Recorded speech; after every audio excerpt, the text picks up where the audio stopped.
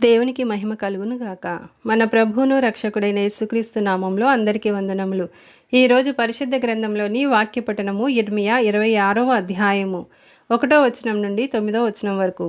యోషియా కుమారుడును యూదారాజునగు యెహోయాకీము ఏలుబడి ఆరంభంలో యెహోవా యుద్ధ నుండి వాక్కు ప్రత్యక్షమై ఈలాగు సెలవిచ్చెను. యెహోవా ఆజ్ఞ ఇచ్చినదేమనగా, నీవు యెహోవా మందిరావరణములో నిలిచి నేను నీకాజ్ఞాపించు మాటలన్నిటినీ యెహోవా మందిరములో ఆరాధించుటకై వచ్చు యూదా పట్టణస్థులందరికీ ప్రకటింపుము. వాటిలో ఒక మాటైనా తప్పక విడవకూడదు.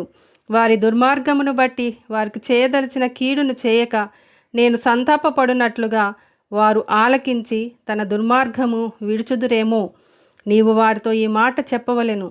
యెహోవా సెలవిచ్చినదేమనగా, మీరు నా మాటలు విని నేను మీకు నియమించిన ధర్మశాస్త్రము అనుసరించి నడుచుకొనుడనియు నేను పెందలకడ లేచి పంపుచున్న నా సేవకులకు ప్రవక్తల మాటలను అంగీకరించుడనియు నేను మీకు ఆజ్ఞ ఇయ్యగా మీరు వినకపోతిరి.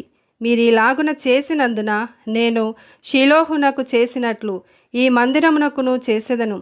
ఈ పట్టణమును భూమి మీదనున్న సమస్త జనములకు శాపాస్పదముగా చేసేదను. ఇర్మియా ఈ మాటలను యెహోవా మందిరములో పలుకుచుండగా యాజకులను ప్రవక్తలను జనులందరూ వినిరి. జనులకందరికీ ప్రకటింపవలనని యెహోవా ఇర్మియాకు ఆజ్ఞాపించిన మాటలన్నిటినీ అతడు పలికి చాలించిన తరువాత యాజకులను ప్రవక్తలను జనులందరూ అతని పట్టుకొని, నీవు మరణశిక్ష నొందక తప్పదు. యెహోవా నామమును బట్టి ఈ మందిరము షిలోహు వలె అగుననియు ఈ పట్టణము నివాసి లేక పాడైపోవుననియు నీవేలా ప్రకటించుచున్నావు అనుచు ప్రజలందరూ యెహోవా మందిరములో ఇర్మియా యొద్దకు కూడి వచ్చిరి. ఆమేన్.